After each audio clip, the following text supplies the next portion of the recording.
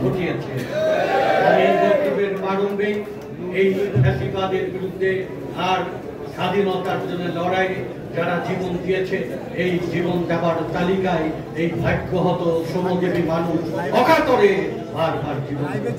এবারও রাজপথের লড়াইয়ে জাতীয়তাবাদী শ্রমিক দলের 100-র অধিক সদস্য সহ প্রায় 70% ভাগ্যহত শ্রমজীবী গরিব মানুষ রাস্তায় যে জীবন দিয়েছে।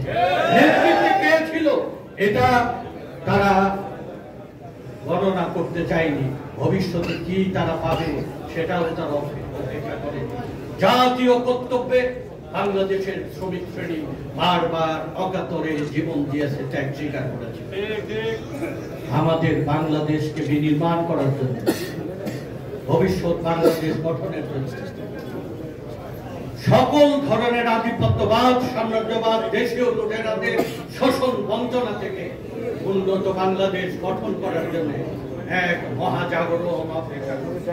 সেই মহাজাগরণের নেতৃত্ব দেবে পৃথিবীর তাবৎ দেশের সংগ্রাম আর বিপ্লব থেকে শ্রমিক শ্রেণী, সেই ভাগ্যহত শক্তি যারা সমাজকে বিনির্মাণ করে, সভ্যতা রচনা করে। বাংলাদেশের এই সমাজ বিশ্লেষণে একথা নির্দ্বিধায় আমরা বলতে পারি, আগামী সংগ্রাম এবং আন্দোলন এবং দেশ গঠনের জন্য শ্রমিক শ্রেণীর অনিবার্য নেতৃত্ব অপেক্ষা করছে আমাদের।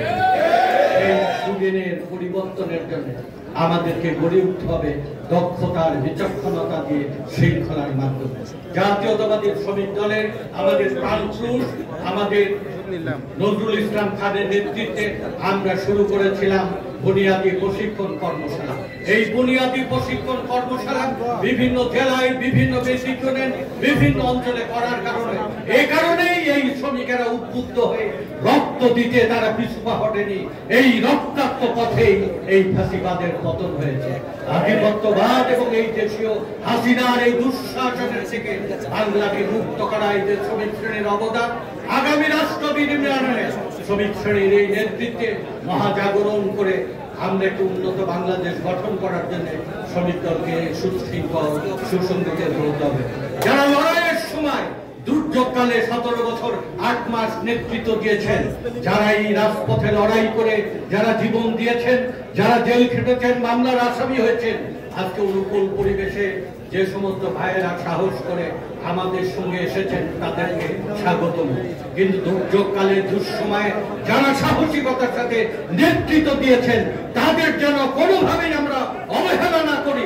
তার অবদান